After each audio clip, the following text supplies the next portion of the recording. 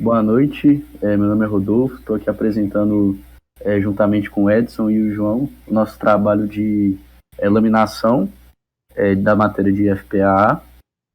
A gente vai começar apresentando a classe lâmina que a gente criou para utilizar nos algoritmos. Então, aí você tem os atributos dela, o custo de redução e o custo por milímetro. Você também tem uma lista, né, que vai armazenar as lâminas, o custo total e o número de reduções. A gente tem um construtor vazio por padrão ali, um construtor que vai ser usado na leitura do arquivo, que ele tem essa lista de lâmina como parâmetro. A gente também tem um outro construtor que não tem essa lista, que a gente também utiliza nos algoritmos. Aí, descendo mais, a gente tem o primeiro método de reduzir a lâmina, que a gente tem esse switch que recebe um parâmetro. Aí, com base no parâmetro, ele faz essa redução, esse cálculo do custo total. A gente tem o calcula custo por milímetro, também que calcula a densidade da lâmina, no algoritmo guloso. Aí a gente tem o método de atualizar os custos quando a lâmina for reduzida. O método que a gente usa é do get para encontrar a lâmina a partir da largura. E aí os gets e sets padrões da classe.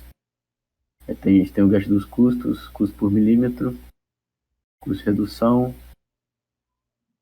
a largura, o custo total, a lista de valores das lâminas, o número de reduções, e no fim a gente tem um toString para printar exatamente a largura da lâmina, o custo de redução e o custo por milímetro.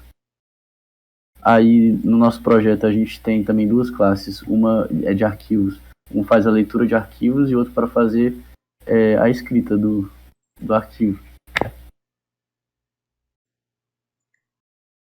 Boa noite, meu nome é João Pedro, eu vou apresentar a segunda parte do trabalho, que é sobre a lógica do algoritmo que a gente fez do algoritmo guloso para calcular as reduções.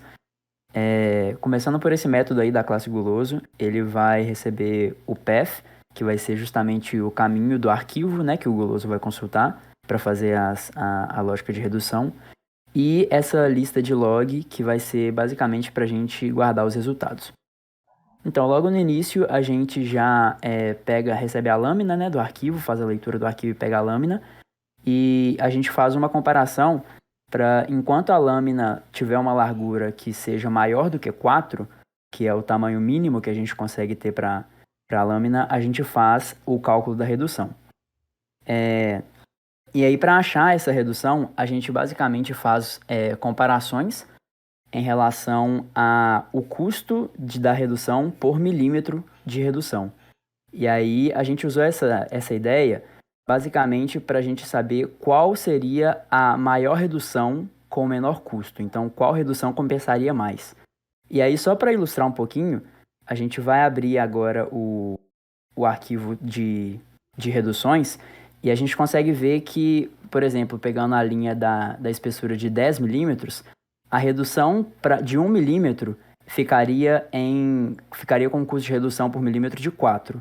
Já a redução para 2 milímetros, a redução ficaria com um custo de 6 e o cálculo do custo da redução por milímetro seria de 3. E o 8 ficaria com um custo de redução por milímetro de 2,66. Então, nesse caso, a gente consegue perceber que o algoritmo guloso ele escolheria a redução de 3 milímetros por ter o menor custo por redução por milímetro. Já no 9, por exemplo, a gente consegue ver que a gente teria o custo de redução do primeiro valor para 4, que seria o custo por milímetro de 4 dividido por 1. O 6 ficaria com 3, que seria 6 dividido por 2. E o 9 também ficaria com 3, que seria o 9 dividido por 3. E aí, nesse caso, o algoritmo escolheria o 9, que a nossa ideia é pegar a maior redução possível. Então, já que o 6 e o 9 possuem a mesma redução, a redução de 2 e 3 tem o mesmo custo, a gente vai escolher a redução de 3, que reduz mais. E voltando lá no algoritmo, a gente faz essa lógica para saber qual redução vai ser utilizada, e aí a gente faz comparações em relação ao custo por milímetro, para saber se o custo por milímetro é nulo. Se ele não for nulo e o custo da redução for maior do que a redução seguinte, então ele faz o cálculo da redução com o valor atual. E se não, ele passa para as próximas comparações para achar qual vai ser a melhor redução para ser empregada. E aí, no final, ele apenas faz o log do resultado com o custo total da operação.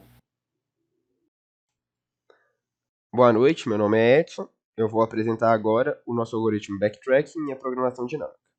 Para explicar o nosso backtracking, primeiro eu vou precisar mostrar como nós pensamos para fazer. Nessa ideia daqui, nós pensamos que nós teremos reduzir o valor de 10 até chegar a 4, só que teremos que pensar em todas as possibilidades possíveis de chegar a 4 para encontrar o menor valor. Dessa forma, nós fizemos o seguinte. Nós reduzimos o valor de 10 para 9, 8 e 7 e passamos o valor do custo de redução de 10 para 9, de 10 para 8 e de 10 para 7 para a próxima função. Quando essa função recebia esse valor, ela somava esse valor e novamente realizava uma nova redução, talvez para 8, 7 e 6. Seguindo esse exemplo, o 8 ele vai reduzir novamente para 7, e o 7 vai reduzir novamente para 6, 5, 4, e o 6 vai reduzir para 5, 4. O problema desse método que nós encontramos no backtracking para esse problema é que, por exemplo, neste caso nós vamos ter repetições de contas. Nós vamos ter movimentos desnecessários, pois o valor de 7 já foi calculado em outro local, que acaba sendo um gasto desnecessário. Entretanto, esse foi o algoritmo backtrack que nós utilizamos. Explicando como ele funciona. Ele também receberá o caminho pela qual vai ocorrer a leitura de arquivos. Ele vai ler uma lista de lâminas a partir desse caminho, que vai estar contido aqui na laminação teste, e vai ter uma lista de logs, que vai ser o que será escrito. Após isso aí, nós vamos chamar o método backtracking recursivo, que ele vai receber um tamanho, um custo e quanto ele será reduzido, junto com a lista que ocorrerá a consulta. No início, todos os custos serão igual. Ele vai checar se a lâmina é maior que 4, para não ocorrer o erro de null. Se a lâmina for maior que 6, ele vai fazer o caminho de redução aqui, que será esse custo 3, 2, 1, será esse caso daqui. Já as 3 possibilidades. Chamará de novo essa função para realizar até chegar até o 4. Depois que ela fizer isso, ela irá preencher o valor dos custos. Ela sempre passa o valor do custo atual com o valor da lâmina, que ela está reduzindo. E ela, dentro desses métodos, ela mesma já faz a comparação para ver qual vai ser o melhor custo. Caso esse custo já seja, o custo 3 seja menor que o custo 2 e o custo 1, ela já vai retornar o custo 3. Caso não, ela vai retornar o custo 2 ou o custo 1. Isso também ocorrerá nos próximos métodos. Caso ela seja o valor tamanho igual a 4, ela não entrará nem esse, nem esse e nem esse método e retornará diretamente o custo atual. Após retornar todos esses custos, o nosso algoritmo vai checar qual teve o menor valor, e o menor valor será escrito no nosso log. E esse foi o nosso pensamento para fazer o algoritmo de backtracking. Já para a programação dinâmica, nós utilizamos a lógica dessa tabela. Nela nós temos as linhas, as colunas e os valores. Os valores que nós marcamos de verde aqui é o padrão que nós notamos.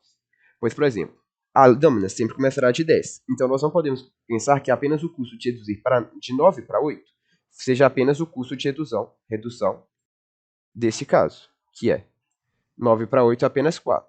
Mas nós não podemos pensar apenas isso, pois antes de chegar no 9, ela terá que vir do 10. Então, ela sempre terá que somar o valor dela com o valor atual. Neste caso, nós teremos, sei lá, 9 para 8 será o custo para chegar em 9, que será 4, mais o custo de 9 para 8, que é reduzir 1. Nesse caso, será 8. Como esse valor é menor do que o custo atual, ela não irá substituir e vai pegar o valor de cima. Ela sempre vai comparar com o valor de cima. E, por exemplo, de 10, o máximo que ela pode reduzir até 7, pois o máximo de redução é de 3. Então, os valores que não podem ser reduzidos serão setados como max value. Ele vai fazer esse resultado repetidas vezes, sempre comparando o valor que foi encontrado com o valor de cima. Nesse caso, por exemplo, o valor de baixo foi melhor que o de cima, ele foi substituído e não houve repetição. E o melhor valor será o valor encontrado neste final, que é o valor que nós retornamos no nosso método. Isso aqui é o que o nosso método vai fazer. Ele vai pegar as colunas e as linhas para calcular o valor que vai ser utilizado na tabela. vai realizar as comparações para que possa preenchê-la. E no final ele vai correr a impressão dessa tabela no nosso arquivo de log.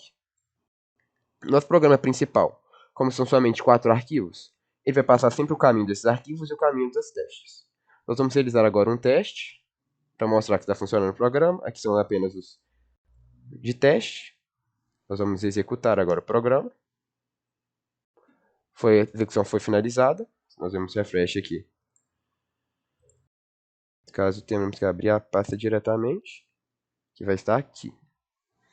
A laminação de teste mostrou a execução dele. Aqui foi a programação dinâmica. O valor encontrado pelo backtracking, que sempre será igual à programação dinâmica, pois esses dois valores realmente encontram o que nós estamos procurando. Eles fazem o melhor caminho para encontrar o resultado exato, e algoritmo guloso que pode acontecer de não encontrar o melhor resultado, como por exemplo na laminação teste execução 4, em que ele encontrou um resultado pior do que o do backtracking da programação dinâmica, visto que ele sempre vai encontrar o melhor resultado no momento que ele está reduzindo. Este foi o nosso trabalho de laminação de FPA.